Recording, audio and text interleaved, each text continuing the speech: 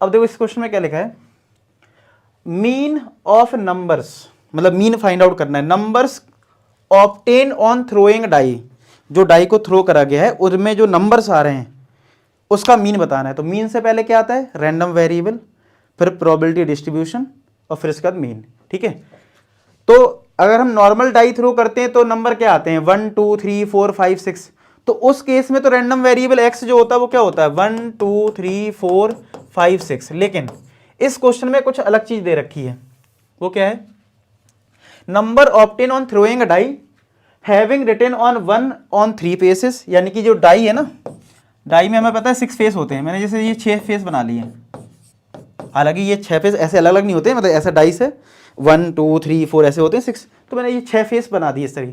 तो ये बोला गया है 1 जो है वो 3 फेसेस पे लिखा हुआ है, मान लो ये 3 फेस हो गई, 2 जो है वो 2 फेसेस पे लिखा हुआ है, और 5 जो है वो 1 फेस पे लिखा हुआ है। इस तरीके से, मतलब जो डाइस होगी ना, तो 2 जो है वो 2 जगह लिखा होगा, 1 जो है वो 3 जगह लिखा होगा, और 5 जो है 1 जगह।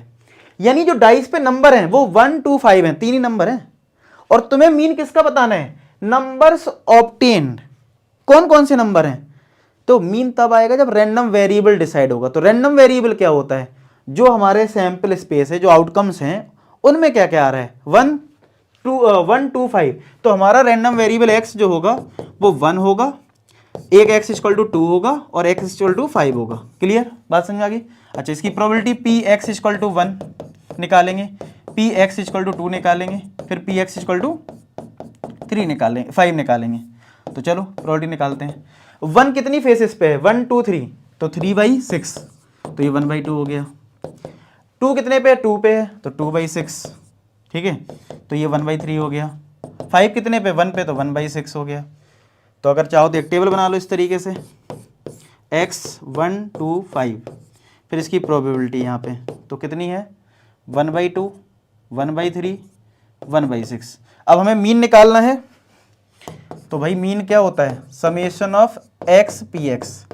चलो कर लो मल्टीप्लाई, तो 1 into 1/2 plus 2 into 1/3 plus 5 into 1/6। तो अगर मैं 6 एलसीएम ले लूँ तो 3 प्लस 3 2 जा 6 4 प्लस 5 प्लस 4 9 9 प्लस 3 12 12/2 12/6। क्या 2 आ रहा है क्या मीन, चेक कर लेते हैं, मैंने आंसर लिख के रखे हैं इसके। हाँ 12/6 2 आ रहा है इसका आंसर। क्लियर हो गया, सबको समझ में आ गया क्वेश्चन, बता दो भाई फटाफट। क्लियर है, नोट कर लो इसको, ठीक है, तो इसका बी पार्ट हो जाएगा, ठीक है।